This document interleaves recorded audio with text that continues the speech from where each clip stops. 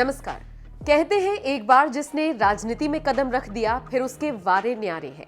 आपने ऐसे कई नेता राजनेताओं के बारे में सुना होगा जो ज्यादा पढ़े लिखे नहीं है, लेकिन राजनीति में आने के बाद उनकी और उनके परिवार की किस्मत ऐसी चमकी कि बस क्या कहें। कई तो अंगूठा छाप है, लेकिन उन्होंने अपना और अपने परिवार का भविष्य पूरी तरह से सिक्योर कर दिया। खैर, ये तो रही कम पढ़े लिखे नेताओं की बात, लेकिन आज हम आपको एक ऐसे नेता के बारे में बताने जा रहे हैं जो पोस्ट ग्रेजुएट हैं और अपनी लगी लगाई सरकारी नौकरी छोड़कर राजनीति में हाथ आजमाने जा रही हैं। वो भी किस लिए? जनता की सेवा करने के लिए। वैसे इसमें कोई दो राय नहीं कि राजनीति के मैदान में बहुत कुछ दिखावटी होता है, लेकिन जब आंखों के सामने कोई सरकारी नौकरी छोड़कर राजनीति में एंट्री लेता है, वो भी इस मकसद से कि जनता की सेवा कर सके, क्षेत्र के लोगों के लिए काम कर सके, तो उसकी चर्चा करना बनता है। जिनकी हम बात कर रहे हैं, ये जनाब है राजकुमार उर्फ राजू, जिन्होंने समाजवादी पार्टी के टिकट पर पीलीभीत के पूरनपुर विधानसभा सीट से अपना नामांकन भरा है।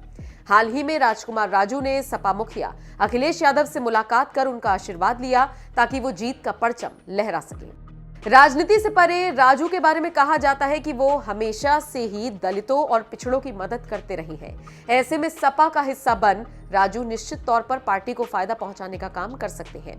वैसे भी सपा हो या कोई और दल, इस बार पूरे सोच विचार के साथ उम्मीदवारों को मैदान में उतारा गया है। इसी कड़ी में सपा का ये फैसला फायदे का सौदा साबित हो सकता है। हालांकि राजू का राजनीति में आना भी महज एक संयोग है। वो खुद बताते हैं कि मामा प्रीतम राम के बीमार होने पर और राजनीति से दूरी बनाने के बाद खुद क्षेत्र के लोगों ने उन्हें राजनीति में आने के लिए कहा। मैं राजकुमार राजू पोस्ट ग्रेजुएट हूँ और छात्र जीवन से ही मैं राजनीति में मेरा लगाव रहा है और माननीय मुलायम सिंह जी यादव जी नेताजी मेरे आदर्श हैं और माननीय राष्ट्रीय अध्यक्ष अखिलेश यादव जी मेरे प्रेरणा स्रोत हैं। माननीय विधायक प्रीतम राम जी मेरे मामा जी, वो भी मेरे आदर्श हैं। छात्र जीवन से ही मेरा राजनीति में लगाव रहा है और पूरा मामा जी के माननीय विधायक जी प्रीतम राम जी पूर्व विधायक मामा मेरे 3 बार विधायक रहे हैं और उनका पूरा चुनाव में जब से मैंने होश संभाला है उनके पास ही रहा हूँ मैं। जब से पूरा चुनाव में मैंने उनका चुनाव का प्रबंधन रहा हो या कोई रणनीति रही हो चुनाव से संबंधित, वो पूरा मैंने ही अपने उससे किया, सब पार्टी के सहयोग से पूरा मैंने किया। चुनाव में वैसे मेरा चुनाव में जब तक मामा जी मेरे चुनाव लड़ते तब तक मेरा चुनाव में आने का कोई वो नहीं था, मगर मेरे मामा जी कोरोना काल से कोरोना हो गया था, उससे पीड़ित हो गए थे। कोरोना होने की वजह से ही वो लगातार स्थिति उनकी गिरती चली जा रही थी। तो मैं ही सोच रहा था मामा जी चुनाव लड़ेंगे तो मेरा कोई चुनाव का मतलब नहीं है, मगर अभी 1 महीने पहले मामा जी के रीढ़ की 2 हड्डियां जो थी वो खराब हो गई, उन्हें टीबी हो गई थी हड्डी की। तो लखनऊ में मेडिकल कॉलेज में KGMC में ऑपरेशन हुआ था, तो उसमें डॉक्टरों ने जवाब दे दिया कि ये पूर्व 129 विधानसभा क्षेत्र के लोगों ने मुझसे कहा कि राजू चुनाव में आपको आना चाहिए, मामा के साथ आप लगे रहे और आप नहीं आएंगे तो फिर कौन इसको देखेगा।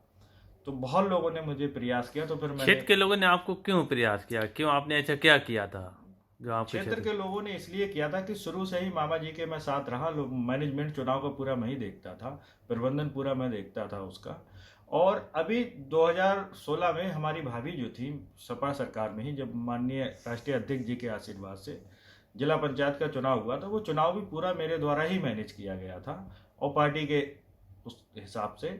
तो उसमें मेरा पूरा वो लगाव रहा। तो क्षेत्र की जनता ये जानती है कि राजू राजनीति में संभाल सकते हैं पूरनपुर की जनता को, कुछ काम अच्छा विकास करा के काम करा सकते हैं, क्योंकि पूरा काम मामा जी का मैंने ही, माननीय विधायक जी का मैंने ही देखा था, तो पूरा सब जानते थे।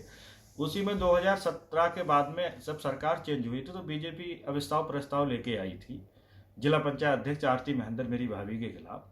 उसमें भी मैंने अपनी प्रबंधन के हिसाब से ही पूरी राजनीति से मैंने उस अविश्वास प्रस्ताव को खारिज करा।